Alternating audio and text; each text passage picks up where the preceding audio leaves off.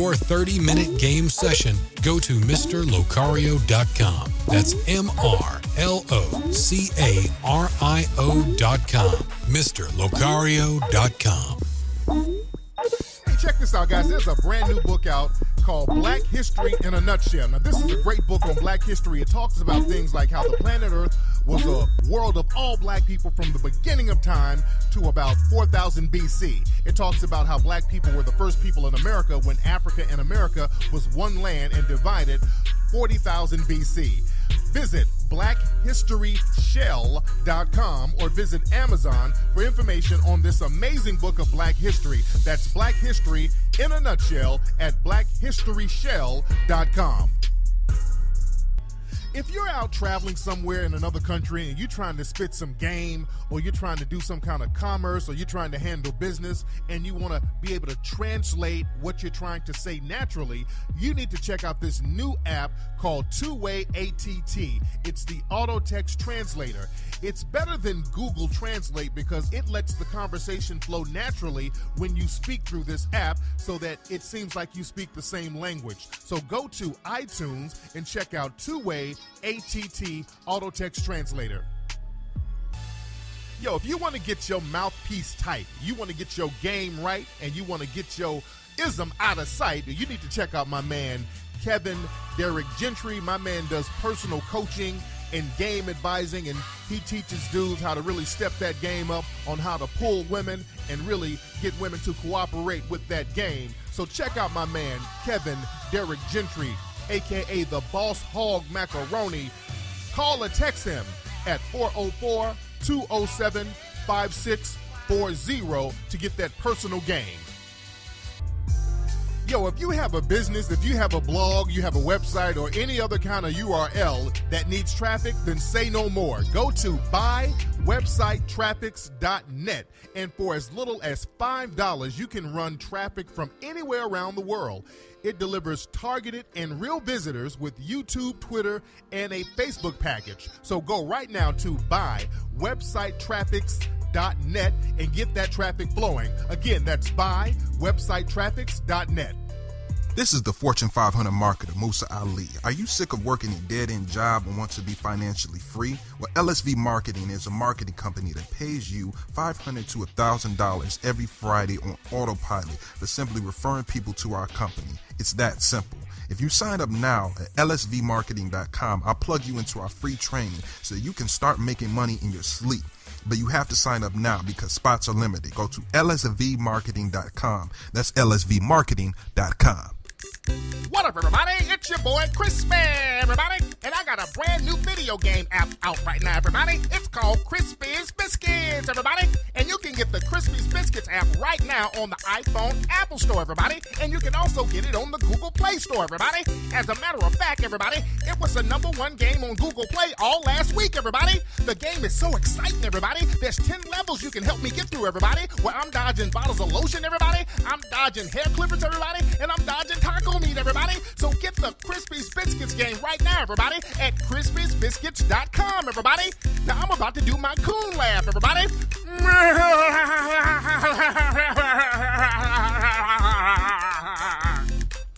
The most intense new video game app has now arrived. A medieval kingdom has been plagued with chaos and disorder. An evil force has dominated the land.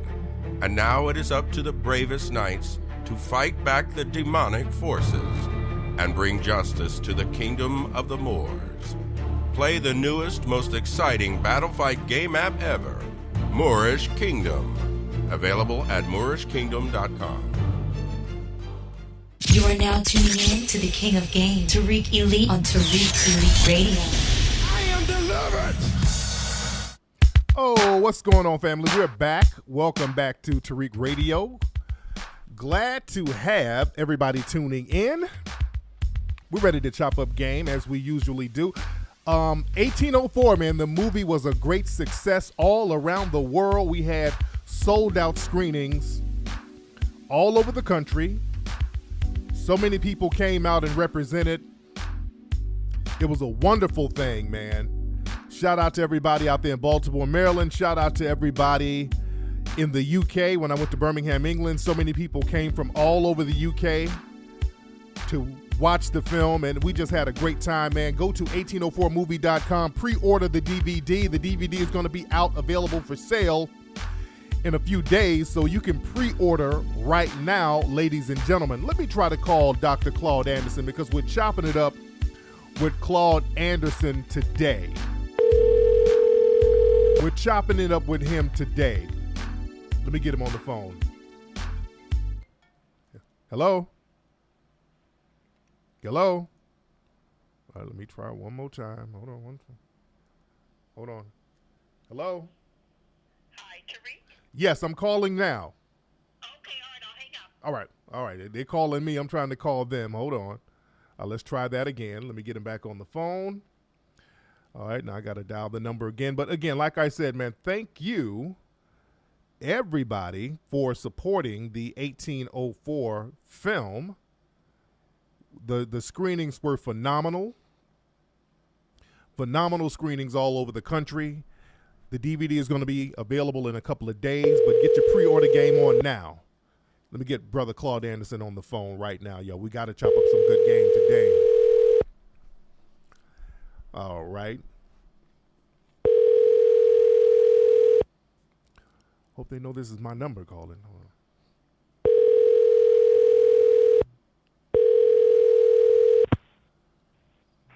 Thank you for calling. We are unable. Okay, shit. Come on now. Y'all, Dr. Anderson, y'all get it together. All right, let's try again. All right. Let's get this thing going one more time. It's hell getting Dr. Anderson on the phone. Hello? There you go. This is Tariq. Hello? Hello, can you hear me? Hold on. Hello? Hold on. Wait. Let me see. Hello? Can you hear me? Hello? Okay, let me try another number. Okay. If you're on, I can't hear. I'll hang up. Okay. I'm trying a new. I was dealing with Skype. Skype was janky, so I'm trying Google Hangouts, and now they can't hear my ass. God damn it. I'm always having the janky phone line issues. Let me try this again. Let me just do this. Hold on one second. I'll just do this. I will just do this. We're going to get this thing popping. Hold on one second. Y'all, bear with me. Hold on. Let me see if this works. I'm going to just call them directly this way. Y'all forgive me for the technical difficulties and the technical issues. All right. Let's see if this works, family. Can y'all hear that? Oh, no. There we go. Hello? Okay. Can you hear me now? I can hear you, yes. There you go. All right. Okay. All right, hold on, Tariq. I'll put him on, okay? No problem.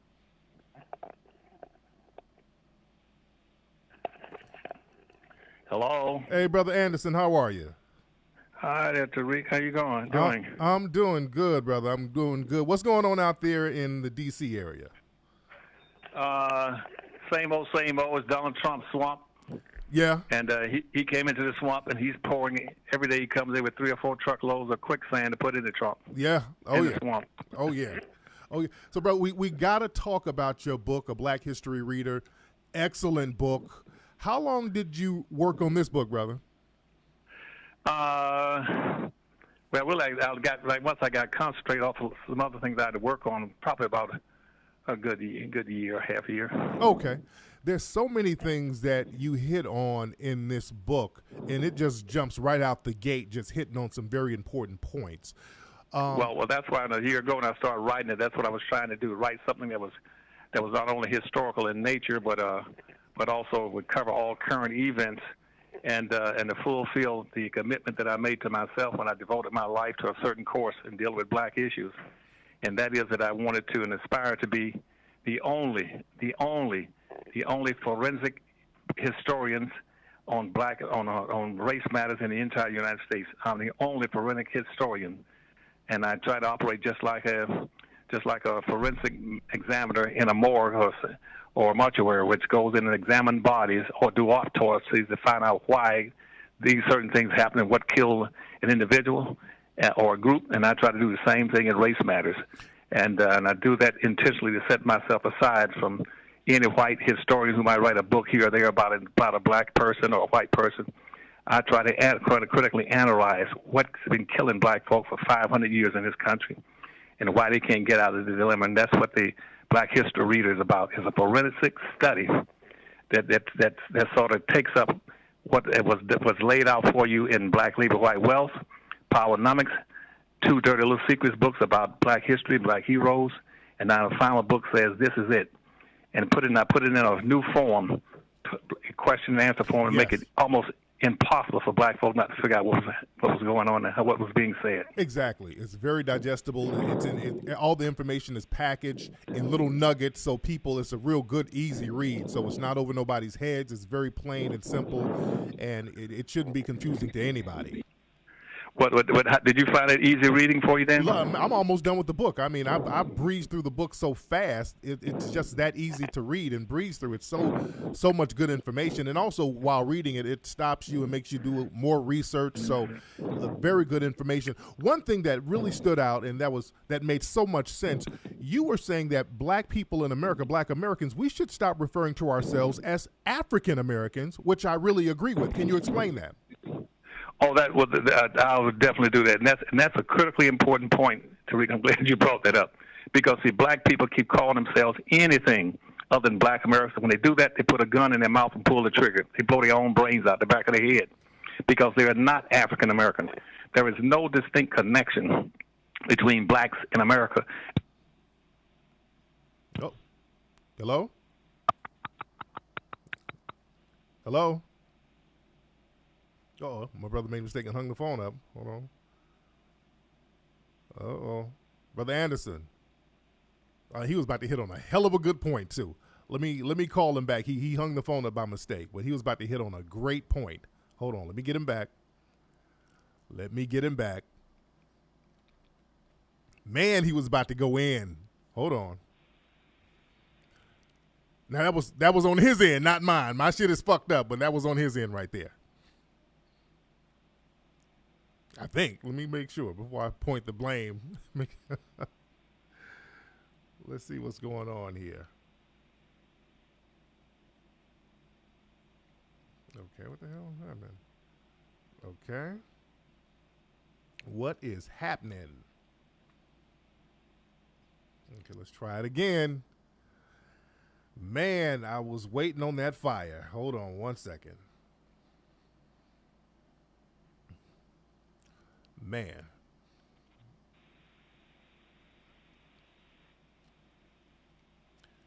Okay, I'm dialing his number and I'm not getting nothing.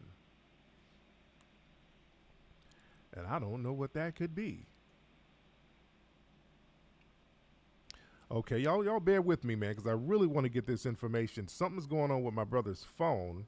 Let me double check and make sure it's his phone. Somebody said the BIE, they disrupting the broadcast. Hold on one second.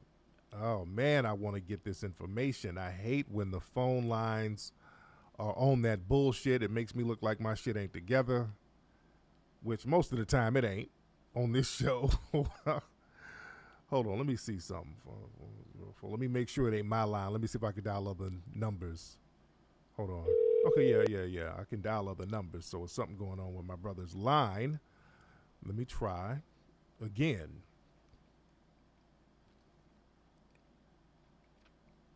Yeah, somebody said maybe he's still talking and not knowing that it's cut off. Yeah, he might still be on the line. Yeah, because I'm dialing his number and it is not ringing. It is not ringing. So hopefully he will get his phone line together so I can call him back and everything like that. Let me try seeing what's up with Skype again. And I tried using Google Hangouts. I downloaded that, but then some shit you can't hear. She couldn't hear me when I first called. So these phone lines, man, I hate to have to troubleshoot while I'm live on air. You dig? Let me try this. Let me try And some of y'all call up. So y'all call up on Skype, 818-850-5404. Y'all call up until I get my brother back on the phone. Let me see what's going on with this Skype. And now my Skype online. Hold on one second. Y'all try calling me, 818-850-5404. And let's see if that works.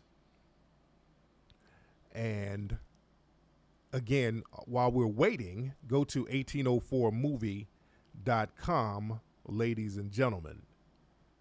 You dig? Hold on one second. Let me try calling him one more time. Maybe I should have just okay, here we go.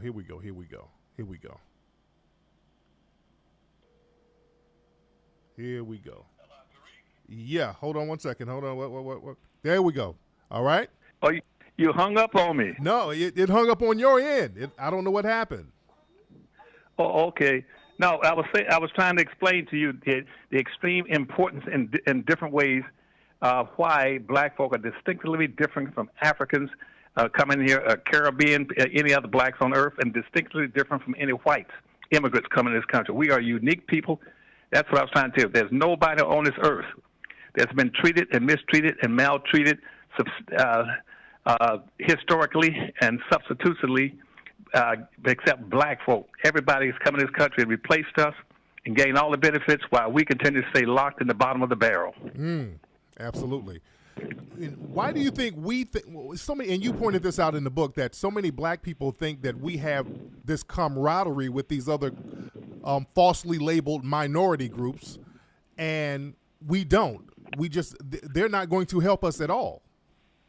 Nope. And see, again, because what black folk don't understand is that all these groups coming into America, coming in here, they're coming in under the 1790 immigration laws that were put in effect 1 year after the Constitution was ratified as being a new nation. And the first thing that Congress did, and a year later, was say the Immigration and Naturalization Law that this is a white nation, and anybody coming to this country who has the appearance of being or can classify themselves as being white in any respect will be entitled to all the benefits of this nation.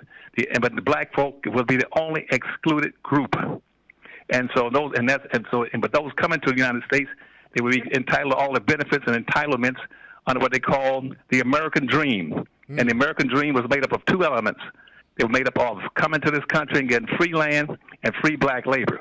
The immigration laws were set up to be an affirmative action program for anybody coming to this country except black folk. And black folk don't understand that, and that's why black folk were shut down for the last 400, 500 years. They are not immigrants, and they don't qualify as immigrants. So why would you want to identify with those? Those people coming here not to get along with black folk. They come here to get ahead of you and get all those benefits, all those privileges, all those rights, and all that wealth and unearned income that you should have gotten and never received. Absolutely. Now, another theme in the book, you talk about how the political process has not worked for black people in all these years. Why hasn't it not worked? It hasn't worked for two things. First of all, because black folk were excluded out of the system.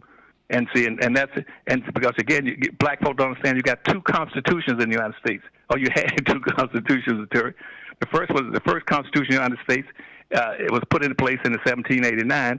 But our black leadership, all the way through history, has never understood that the first Constitution was the first 12 amendments that were put in place in 1789. Now, but the black folk were excluded from that.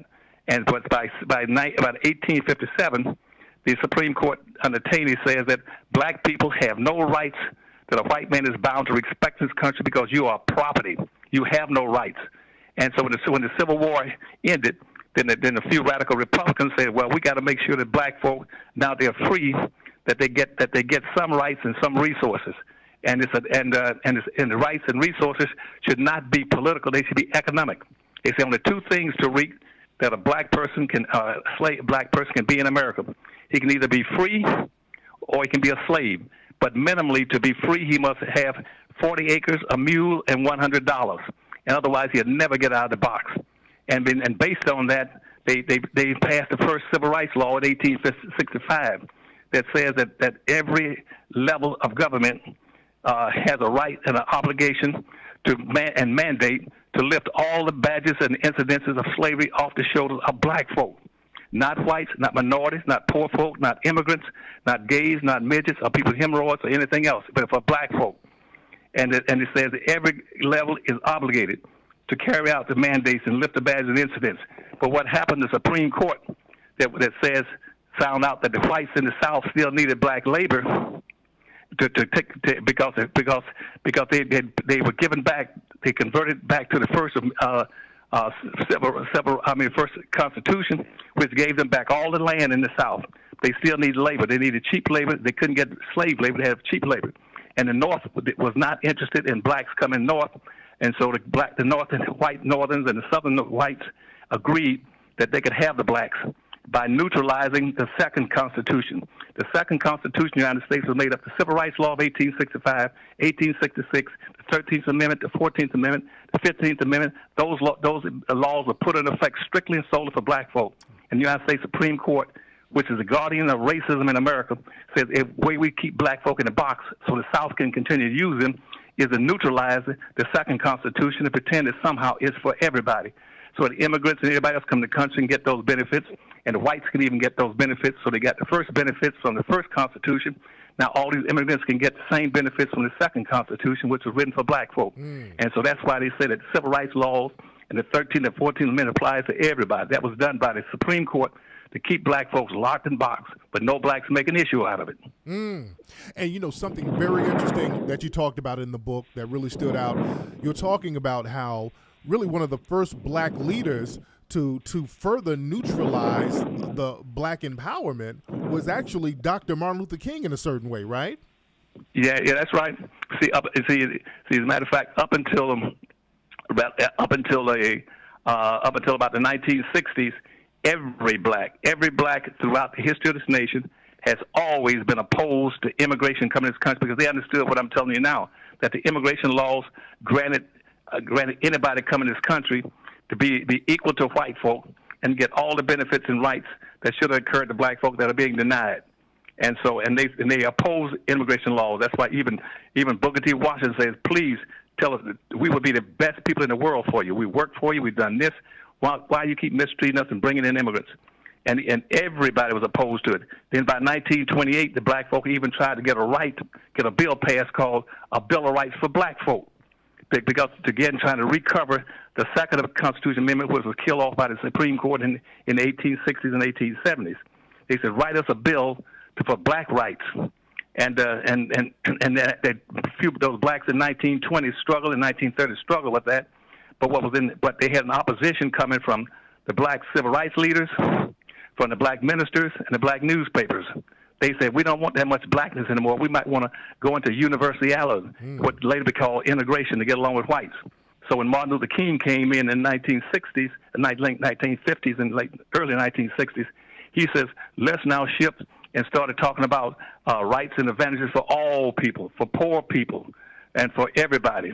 And he switched, and he killed off and wiped out, and he took all the blackness off of black folk. I mean, all the rights off of black folk. And what happened with that? And that's when the public policy of benign neglect and political correctness came in. And now it says, now let's make black folk totally disappear, make them insignificant, irrelevant, and never include them in a damn thing. That started in the 1960s, late 1960s, 1970s. That's why black folk have been dead now for 50 years. Wow. There was something else that was very profound when you talked about the segregation or the integration school case. What was that case? The Supreme Court case, Brown versus the Board of Education. You pointed out that a lot of folks don't know that the case was really about getting economic resources. Right. See, the people in the South, that's what it was about. It wasn't about, that's the NAACP did that switch on it. They had a group of Jews in one of their organizations, leading their organizations, that switched the emphasis from economics to social. And see, when the Jews first started coming to this country in about the 1910s and 1915s, around the first Civil War, they came in and said that we know we can try to get ahead. We're leaving Europe, coming to America, and what we can do is that let's cut some kind of agreement with black folk in this country, and say what we'll do is we'll support black folk in social issues and maybe some political issues if black folk would allow us to have access to their communities and their economy. so that Jews began to set up businesses throughout every black community in America. And then they were linked in with the NAACP and Urban League. So 1948, black folk began to understand that they were being mistreated, maltreated educationally in this country. And see, I grew up in South Carolina, and see, and when in McClinton, South Carolina, when that lawsuit came up about 1940, 1949, it floated around into about 1954 in the Supreme Court. But what we found in the lawsuit about was correcting things that was going on in the South. See, in the South, white kids were riding to school every day on buses, while black kids had to walk in mud and rain and snow trying to get to school, and on the side and through bushes and fields to get to school. White kids then, when they got to school, they had swimming pools. We didn't have swimming pools in our little schools. What we had to do if we wanted to swim, we had to go down to the creek and dam up the creek and swim in the creek. They had tennis courts. We didn't have those tennis courts. The state of South Carolina, they were paying $12 almost for every white child to go to school, but they were only paying about $1.50 to $2 for a black child to go to school. And then every black kid in our schools, for the first week of school that started in September, when you went to school, you had to spend the entire first week in school with arc-gum erasers and napkins and paper trying to clean up their old books, because white schools would send all their old used books and materials and equipment over to black schools while they got all their new stuff. The new stuff would come to the white schools, and after they used it for about a year or two, they would ship it over to the black schools. So what the black teachers were saying is that we don't care about, we're not looking for no darn social integration. We want to be able to have decent schools and equipment and paper and pencils and teachers being paid a decent salary. And so when they got into the courts, and the court said, well, we'll raise it if you don't. If you want us to, we'll do this. And those people said, nope. What we want to do is we want all vestiges of blackness to disappear, because I just told you, under political, we want everything politically to disappear. No more segregation. We don't want equal schools for black folk. We don't want blacks to have any school. And so when I took over education in the state of Florida, and I was over education in the state of Florida, I was the only black in the history of nations, but on the entire state system. I was over it for 7 or 8 years. And I said, at the Department of Education, I was over, what do you intend to do under the concept of integration? They said, well, Dr. That's what we're going to do. We're going to close this. We're going to fire the black teachers, fire the black administrators, fire the black counselors, close down all the black schools, bus 75% of the black kids into the white schools, and put the other 25% in the special education classes. And I said, no, I'm not for that. I want you to leave the black communities alone and start busing the best equipment, the best teachers, the best money, and equal over to the black neighborhoods. But you had organizations like CORE and a lot of other civil rights organizations, CORE, NAACP, and Urban League. They said, we don't want anything left black. And so we're going to start killing off everything black. That's why you lost all your communities, your schools, your businesses, your sports team, everything black got wiped out. You know, what's interesting now, that whole affirmative action argument is coming back up with a lot of the so-called conservatives. They say, well, if black folks want something, we can't give affirmative action because that's unfair. Say it again, Tariq. I said that a lot of conservatives now are bringing up that old, tired affirmative action argument that, well, we shouldn't do anything for black folks because that's affirmative action and that's unfair to other groups. What's the hypocrisy behind that? Well, see, that's in response to, I have the dubious honor of being the first person that wrote an affirmative action plan in the United States. And I wrote it for the state of Florida in 1970, 1971. That went across the United States. I did not write that plan for anybody but black folk, because affirmative action is supposed to mean corrective action. Corrective action, now this is very important for you. Corrective action for something that the government or levels of government have done systematically, conscientiously, wholeheartedly, devotedly, and historically against a specific group of people. That's what affirmative action is. You're correcting something that the government has done. No other groups, the government hasn't done anything. They haven't done anything to Hispanics and Arabs and Asians and midgets and transsexuals and gays. They haven't done anything to them. So you're taking the affirmative action concept and you misused it. And now the resource that should have gone to black folk is the same thing that happened back in 1866 again under the Freedmen's Bureau. When the Freedmen's Bureau was set up to do something specifically for freedmen, it's called freedmen. Freedmen, not free people. It's a freedmen, slaves coming out of slavery. They said they sort of been given land, food, clothing, and stuff, and help, and some money to be able to compete against this, and to compete to live.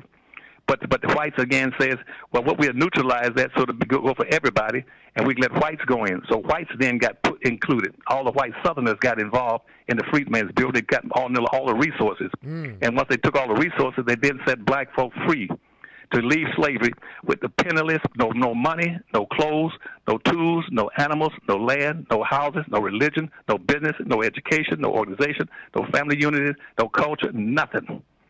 And said, now you all go and compete. And the people said, what do you mean compete? You either root hog or die. That was a quote, which means you either learn how to compete and survive or you die. And said, and instead we'll give all the funds and stuff that should come out of the Freedmen's Federation, which was sort of an affirmative action plan for ex-slaves. They gave it to whites throughout the South. The same thing happened in the 1960s with the civil rights, with the affirmative action thing I wrote. Again, it's a little bit for black folk, but they put in women. Women are a majority. And a majority, but they put white women into it under Title IX, where a congressman from Virginia and a senator from Louisiana says we would never approve anything for black folk before we first approve it for white women. And they and they put in Title IX so that all the money that should have gone to black folk on affirmative action in education, as an example, they gave it to whites. In the state of Florida, we had 69 counties. I asked all the county superintendents, how do you plan on spending your desegregation or your integration funds in schools? How you going to spend it? Every one of them said, we're going to spend it for white women under Title IX. And seeing your black leadership never picked up or made an argument against Title IX.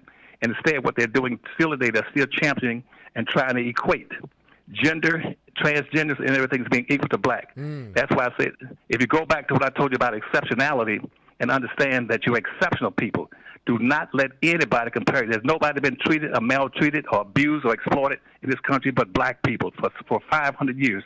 Why let somebody come in and call you a minority, a poor folk, a person of color, a multicultural, diversity, and all that kind of stuff? Now, we know that right now in this day and age, we have so many black people being executed by these police officers out here, and they use their economy to protect these officers. They have these unions that will pay for lawyer expenses, that will buy judges. You have even the NRA. They have this insurance thing that they have for people who commit murder. What are some of the things black people can do financially to counter these police killings out here?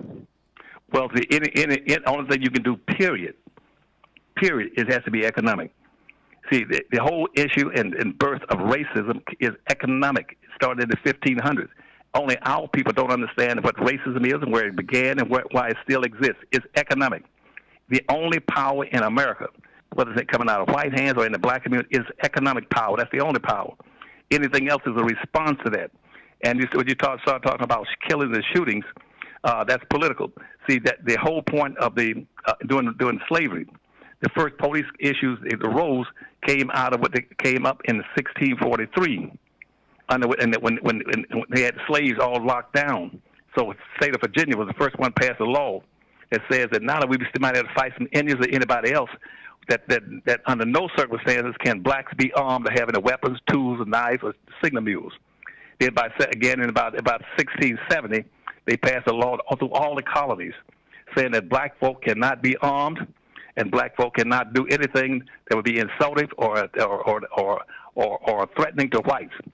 And so they passed these laws, and those laws were put in 1789 when the Constitution was drafted. They inserted the Second Amendment. The Second Amendment authorizes whites to be able to shoot blacks back in those days until the present time. When it went into the Second Constitution Amendment was added, it says that it passed laws saying that every white citizen, male between the ages of 18 and 45 years of age, is obliged to be able to always be armed and prepared to monitor and defend the structure of the white community and its businesses against any potential black slave uprising or any black slave revolts or runaway black slaves. And they set up what's called paddy rollers that will watch the roads and check on blacks, all they're checking their credentials and find out why they are moving around. And the first police in this country, to answer your question, the first police in this country were created in South Carolina. They were called plantation police. And their only obligation was to monitor and black folk and to keep them disarmed and they would be defenseless and could not protect themselves. And that's why when the black codes came up in after slavery, the first thing every southern state did was pass a law saying a black person could not have a weapon, could not be armed to protect themselves. That's how they were able to mistreat black folk for 100 years in the South under the black codes and peonage, because black folk could not carry weapons, and police in the South could do anything to them. The sheriffs, the judges could railroad them, send them to prison for any violation of what they call a code of ethics or a black code. Anything that white folk did not like, they could either kill you, lynch you, or shoot you because you could not defend yourself, and they used the police and the sheriff's departments and the law enforcement agencies to carry it out. So right now the police are not doing anything different they've been doing since slavery. Only our people just work out of totally ignorance, or they out betraying their own people by siding with the system against their own people. I don't understand it. They're too intellectually lazy to understand these issues, Tariq. Yeah, absolutely. Absolutely. Now, how important is it, even though we have now become black Americans, we're culturally different from a lot of brothers and sisters in Africa. How important is it for us to try to link up with them to get an economic, international, global economic foundation started? Well, it's very important, but there are certain principles and systems you have to go on, and that's very comprehensive. But I can show you how it can be done on paper, and it can be done. I tried to do it when I was with President Carter, and back in 1978. When Mayor Jackson, I was talking about when he was trying to develop the Atlanta International Airport, and I was calling for a reverse investment trade program to be developed in this country at the same time, and and in trade missions. I was taking trade missions around the world, into Latin America, Venezuela, Colombia, down and throughout Europe and Africa, and I was talking to leaders in Africa, to ECOWAS, the West African Economic Ministers. I'm going to bring them into Atlanta to coincide with the opening of the Atlanta International Airport, and try to promote economic development on a Pan-African basis. And the same thing I was going to try to do in Detroit. Detroit would have been an excellent place for blacks to practice economic Pan-Africanism and to be able to compete. They can do it, but there are certain things they have to do, and I had a comprehensive plan. I still got a plan that they could carry out to do it. But you cannot. But Africa cannot do it. All these blacks, somebody going back to Africa, that's a waste of time. And Africans cannot bring about the enjoyment of blacks around the world. It has to be done under the same model that Jews use. The most powerful Jews on the earth are in America. The Jews in America set how Jews around the world are treated. And they're the ones who make sure that the resources go into the Jewish communities around the world. Black folk have to come to understand that the only recourse that they have to bring and unite blacks around the world would be to uplift and enrich and empower blacks in America, and then obligate them to play the leadership role in uniting all the blacks in this country. Should be united with blacks in Caribbean and Latin America and in Africa. And because you can't in Africa now is being taken over totally by Asians, Chinese, Latin Americans, Europeans. They're dominating and sucking all the resources out of Africa.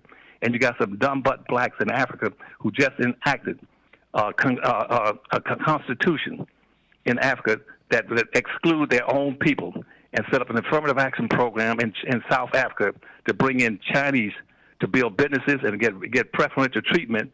But it says specifically that Chinese can come in on affirmative action basis and get the resources of South Africa, but black folk cannot get anything. They have to be denied and shut out. And that is the new constitution of South Africa. Now, you explain that to me, how they can be that damn dumb at this time and day. Well, when I was in South Africa, I was there like a year ago, and just all those black people living in townships and these shanty towns, and these white people are living in these nice condos, and that just blew my mind. It just completely blew my mind over there that they would just allow that to happen. Go ahead, brother. Well, see, I understand that. See, they invited me to come to Africa to speak. And I said, no, I'm not coming. I said, why? They said, well, we need you to hear from me. Now, you don't need to hear from me. Anytime in South Africa, you got a black population that's about 29.5 million black folk living in South Africa, and about 2.5 million whites and other groups affiliated, associated, or identified as being with the white community. Anytime the 29.5 million cannot overrun and overrule 2.5 million, you don't need me. You're in a world of trouble. And you quit trying to practice what the Martin Luther King concept See, when Mandela came out of prison, he picked up the ideas that were being perpetuated by Martin Luther King, and instead of trying to redistribute the resources, the wealth and power and privileges in South Africa, he went there talking about, he didn't want to talk about social integration and getting along. And that's why South Africa has not advanced. They're going backwards and deeper into trouble, just like in Black America in the last 50 years. Both of them, in South Africa and in America. The blacks in South Africa and the blacks in America went back into the toilet. Man, now when you spoke of Detroit, now from what I understand, when you went to Detroit, you wanted to create basically almost a new Black Wall Street out there, a Black business district, and you got more pushback from who? From the Black community, from the Black overclass, and the combination of the Black overclass and the whites who had abandoned the city. And see, and the whites did intentionally practice a scorched earth policy against Detroit, starting in about the late 1950s.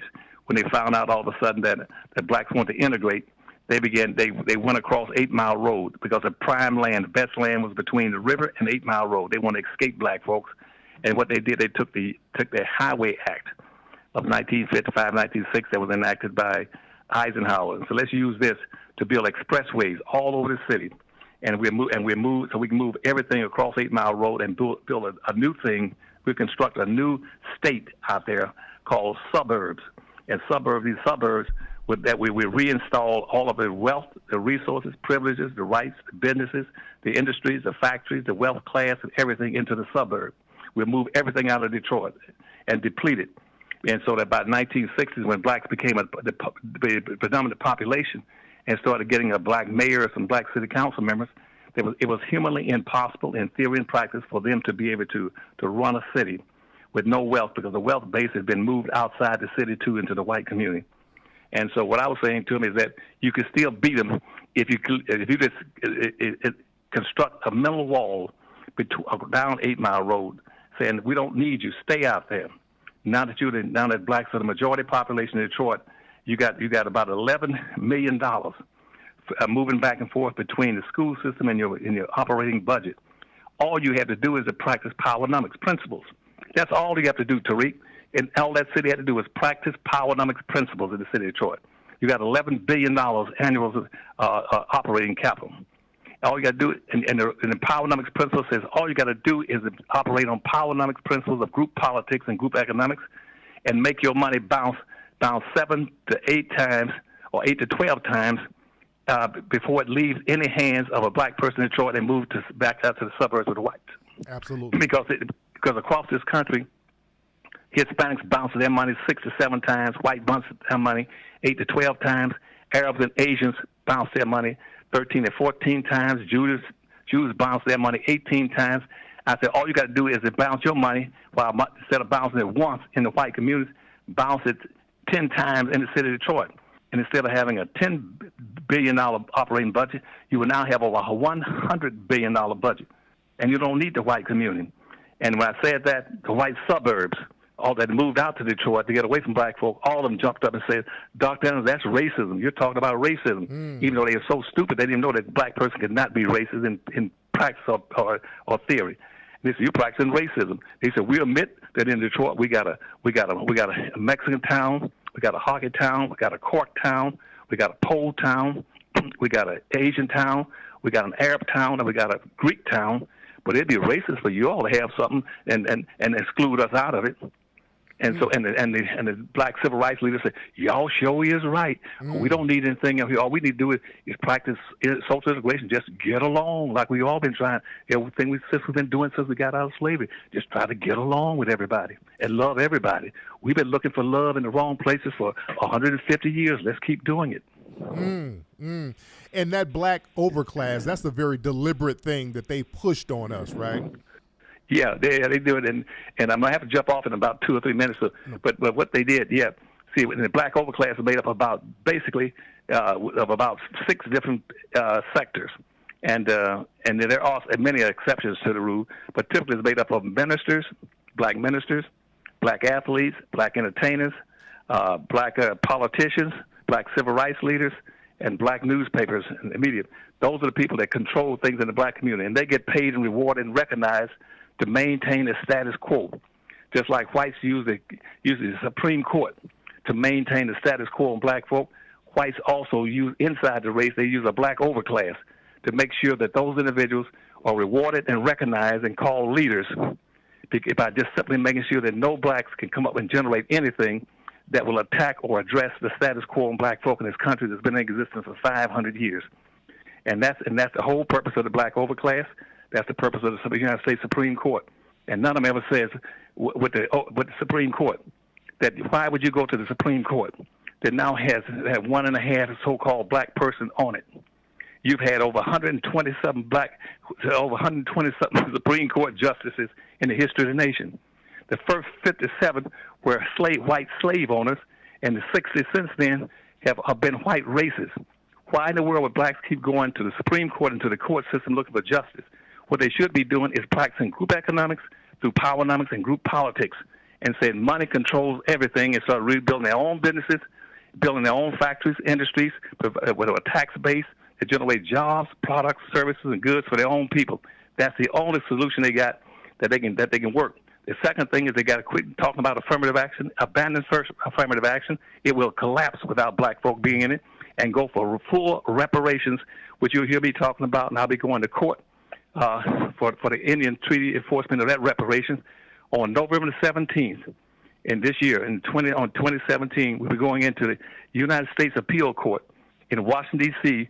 at 33 Constitutional Avenue, and then have a 9:30 in the morning be an argument on reparations through the 1866 Indian Treaty for black folk. That treaty spelled out what black folks have been getting for 100 and so years, and they haven't got a penny. And that during Obama, he wouldn't give them a penny. He went against doing anything for black folk and for the black Indians and carrying out the Indian Treaty. Yet all these blacks love Obama, and Obama took black folk back 300 years in history. Yep.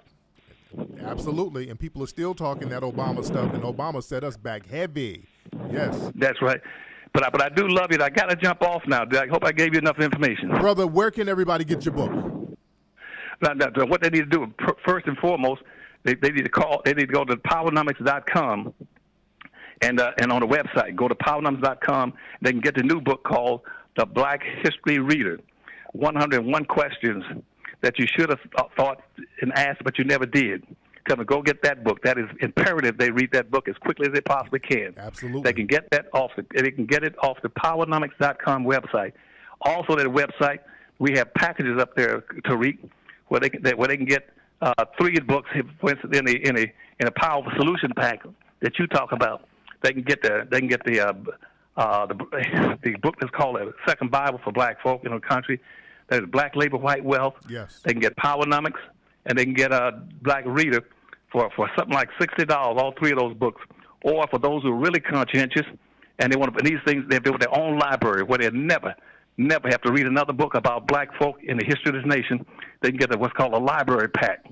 That library pack will contain 5 books: Black Labor, White Wealth, Powernomics, Dirty Little Secrets 1, Dirty Little Secrets 2, and the Black History Reader, and a 1 hour and a half DVD to show you how to educate black kids. You can get all those in what's called a library pack. That runs $99. They can get that by going to the website. And if they can't get that, then they need to go to the what's on the black bookstores in order. But please go to the Powernomics website. Do not go, let us say, straight to Amazon. Go to the Powernomics website.com and get Powernomics.com and get them off the website. Perfect. And we look to hear from them. We need to get these books out there in our hands because things are going to get worse for us real soon right now. Yes, indeed. If not now. Yes, indeed. Brother, thank you so much for calling in, brother. I appreciate you, love you, respect you, and you have a good one, brother. Okay, and now Tariq, do anything you can to direct as many people all over this country because we don't have radio stations anymore. Oh, yeah. And it's hard for me to get information to our people because, again, it's against the law and it violates the Constitution, the 13th and 14th Amendment, and the civil rights laws for black folk not to have any media in this country. That's the next lawsuit that's coming up. But we got to figure out how to get the information out and communicate and get black folk to start reading these books so they quit suffering from acute imposed ignorance and understand these issues as fast as they can so they can mobilize, organize, and then begin to enrich themselves economically, politically in this country. Yes, indeed. Absolutely. I totally agree, brother. There you go. All right. Thank you so much, Brother Claud. Oh, thank you. And we'll look to see how many people you drive to the web now. Oh, yeah, you're about to get a whole gang of orders right now, I can promise you. So you're going to get a bunch of them today. Tariq, can I hold you to that? Oh, I can almost guarantee they're going to go on there right now. People are sharing the link in the chat room. So, yeah, you're about to get a lot of orders today, brother. Oh, yeah. That's why I love you, because, racism is a team sport. And I got my team out there hustling to stay together as a team. Absolutely. Take care now, Tariq. You be good, brother. Thank you. All right, y'all. That was Brother Claud Anderson. Let me plug my computer back up. Sorry about that. Sorry about the bugs and the pops. But, yeah, that was Brother Anderson. Hold on. Wait. Can you guys hear me? Now, some people in the chat room said they were having problems hearing me. Let me put my Mackin music back on. There we go. Some people said they were having issues hearing me. Can y'all hear me now? We good? Oh, man, Brother Anderson be spitting that hot damn fire. There was a million questions I wanted to ask. It's been like almost an hour. And the time went by so fast. Oh, man. There was so many other questions, man. We could have been here for like 2-3 hours. I had so many questions, man. We could have been just chopping it on up. But, again, that's why he has the book. That's why y'all need to go get my brother's book right now. I'm telling y'all, man, the book drops game. This brother, Claud Anderson, he's been in the political game, the sociology game. He's been in it for a minute, man. The brother knows what he's doing. That brother, they call him the man with the plan. And your brother Claud Anderson, he was in Hidden Colors 2, dropping that hot fire. But, yeah, that new book, Black History Reader, is so much good information, man. So much good information. And speaking of good information, man, I hope you guys got Hidden Colors 1, 2, 3, 4, and 5. Hidden Colors 1, 2, 3, 4, and 5 at hiddencolorsfilm.com. Yeah, and my brother made a very good point, man. We don't have black media no more. The so-called black radio don't exist no more. That shit doesn't exist. There's only a handful of people. You know what? I'm going to be on my man Rock Newman's show. That's really the only, what I would say, kind of mainstream or traditional black media. I'm going to be on his show next week. They're doing a 2-hour special about the Haiti documentary. That's really the only traditional black media outlet that is giving me shine over my new movie, which is #1. The movie's been #1, and it's not even out yet. Just on pre-orders, it was #1. Sold out screenings all around the country. The hands down best documentary or even film about the history of Haiti ever. Everybody who's seen the film says this is hands down the best film about Haiti ever. And the so-called black media, Ebony, Essence, nothing. And we know why. I mean, I'm just saying I didn't expect anything, but we know why. You understand? It's all about us going back to that grassroots thing. We have to really circle our wagons, and my brother hit on some great points. Oh, man, he hit on some great points about how, as far as getting black people elevated globally, going to Africa is not the answer. And, I talk a lot about Africa. I feel for my brothers and sisters there, and I've been saying this lately. Africa, they're being attacked every which way but loose right now. And right now, it's Coon City all over Africa. Let's just keep it 100.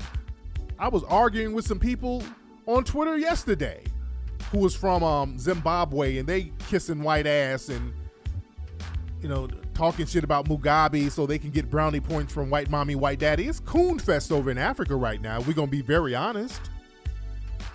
They're being dominated all over the place. So we are black Americans. We are the ones who are going to be at the forefront of global black empowerment. We have to understand that. We're the ones that's going to have to put in a lot of the work and do the heavy lifting. We think that some random African leader is going to make something happen. No, because a lot of the leaders over there are puppet leaders. They're put in place by the white supremacists. They're being colonized or recolonized over there as we speak.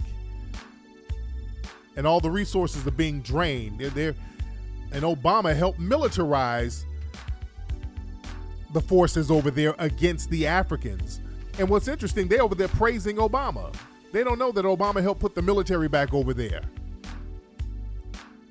We are the leaders as Black Americans. We're the ones who are going to have to be at the forefront. So we're going to have to take that.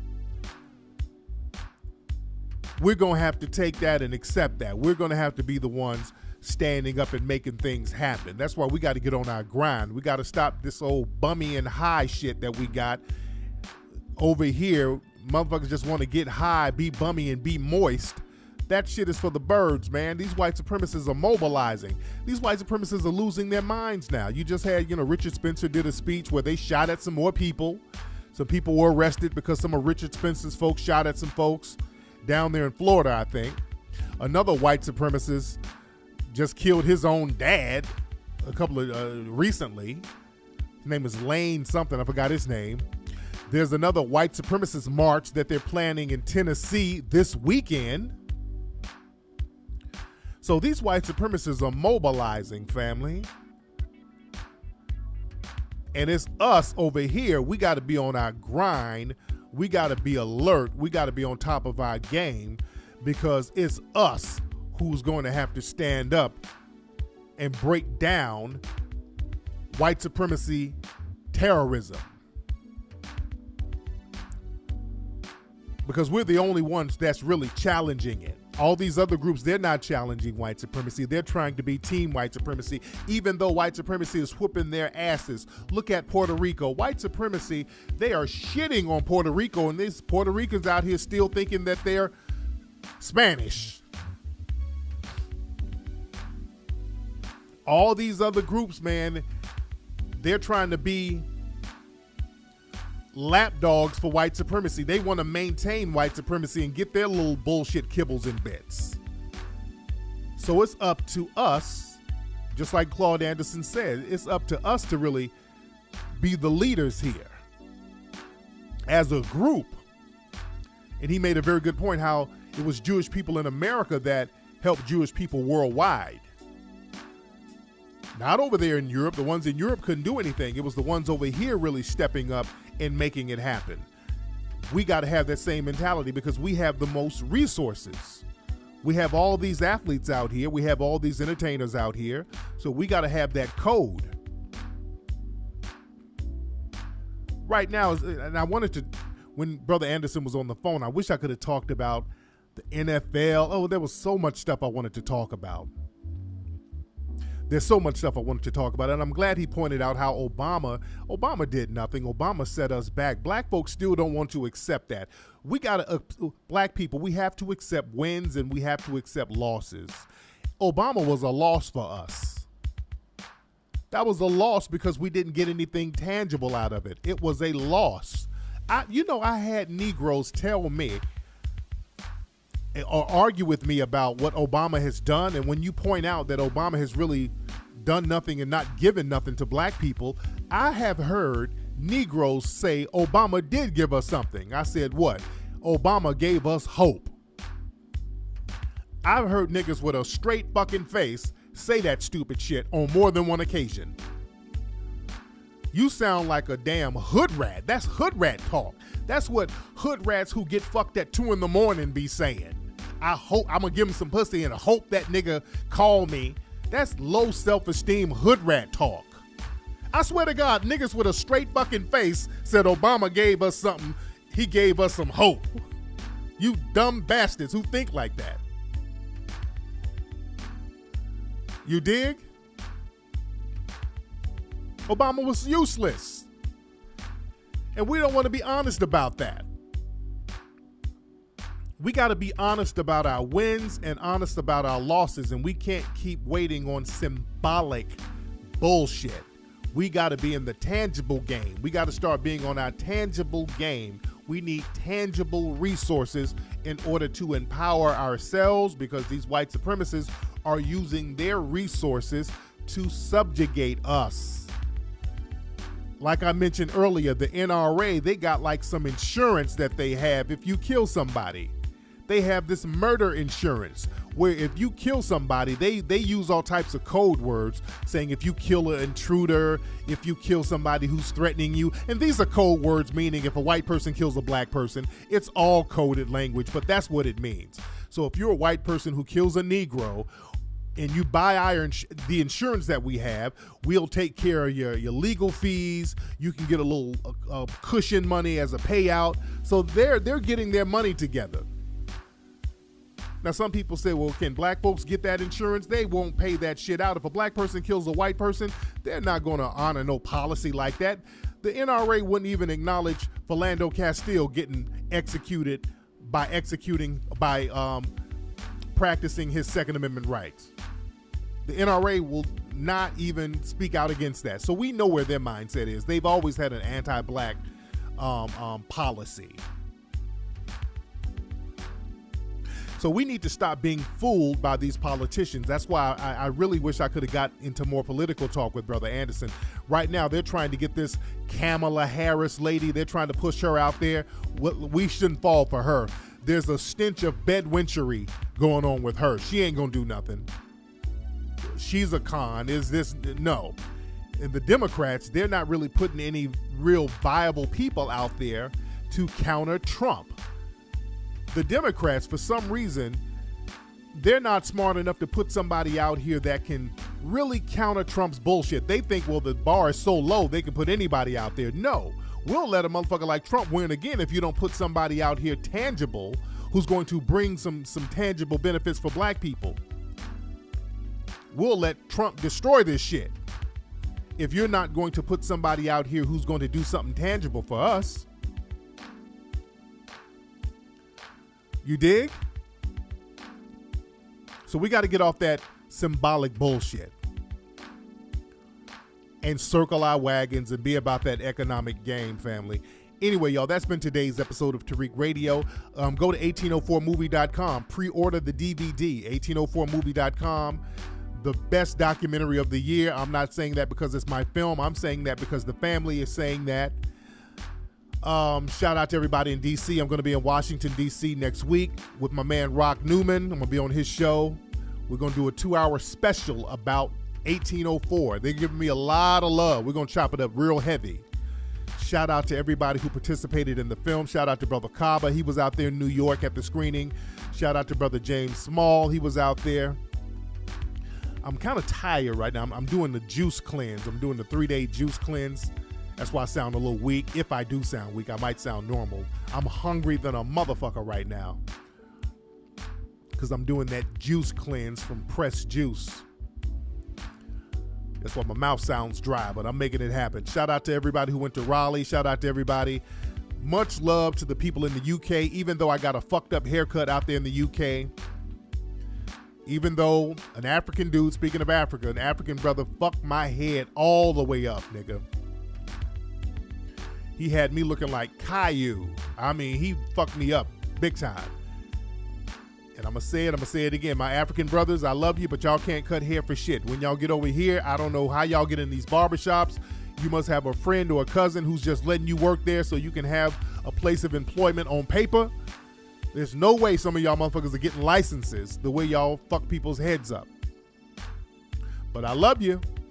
Much respect to you. Go eat some protein.